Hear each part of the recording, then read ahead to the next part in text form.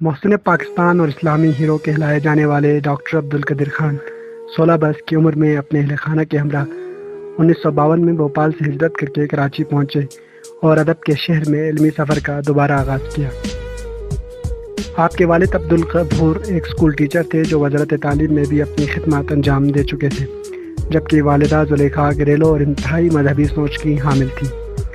Doctor Abdul Qadeer Khan نے 1956 میں university of Karachi سے فزکس میں بیچلرز آف سائنس کی ڈگری حاصل کی، پھر اعلیٰ تعلیم کے لیے چلے گئے۔ یورپ میں گزرے 15 برس کے دوران آپ نے 1967 میں ہالینڈ کی یونیورسٹی آف ڈیلفٹ سے ماسٹر کی ڈگری مکمل کی، جبکہ سن 1972 میں بیلجیم کی یونیورسٹی آف لیون سے ایکیڈمک دھات کار نظری طبیعیات میں ڈاکٹریٹ آف انجینئرنگ کی سند حاصل کی۔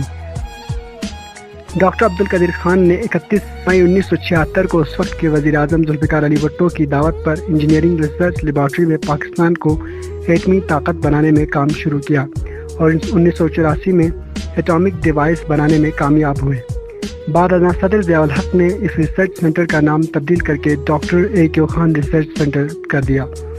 محسن پاکستان نے 8 سال کی قلیل مدت میں ایٹمی پلانٹ نصب کر کے ساری دنیا کو حیرت زدہ کر دیا تھا، اور دنیا کی حیرت میں مزید اضافہ اس وقت ہوا جب 1998 میں وزیر اعظم نواز شریف کی اجازت سے بلوچستان کے شہر چاغے میں کامیاب ایٹمی تجربات کیے۔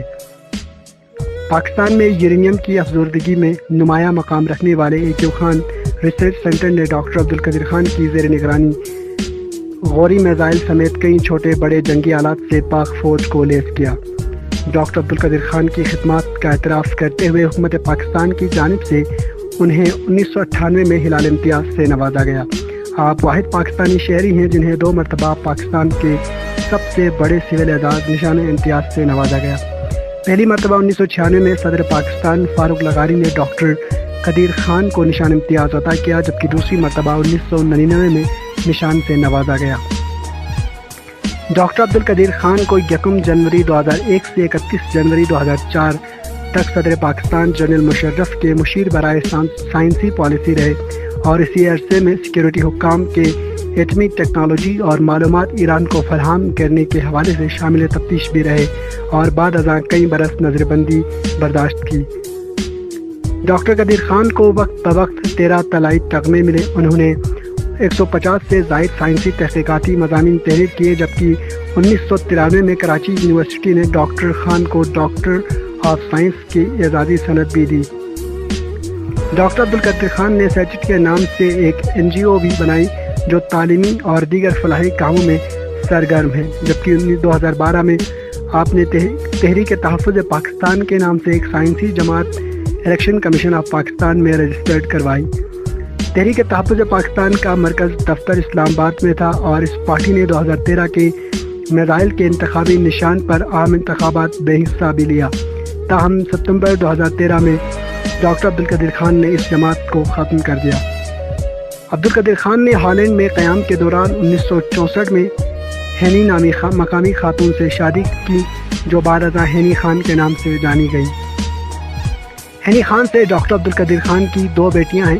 بڑی بیٹی ڈاکٹر دینا خان، جبکہ چھوٹی صاحبزادی کا نام عائشہ خان ہے۔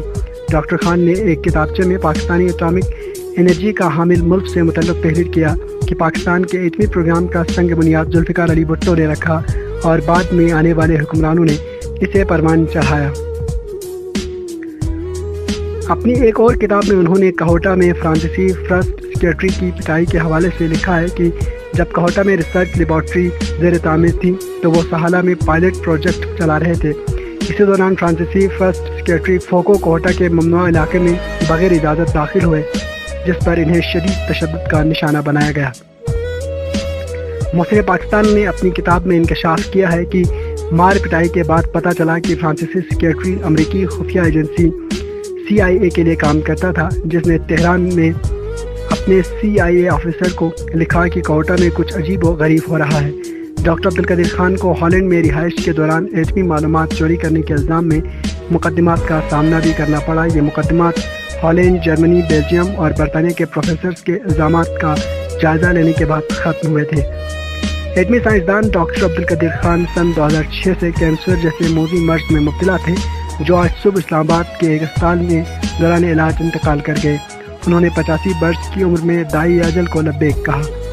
خاندانی ذرائع کے مطابق ڈاکٹر عبدالقدیر خان کی نماز جنازہ آج فیصل مسجد میں ادا کی جائے گی، جبکہ ان کی تدفین ان کی وصیت کے مطابق سیکٹر H8 قبرستان میں کی جائے گی۔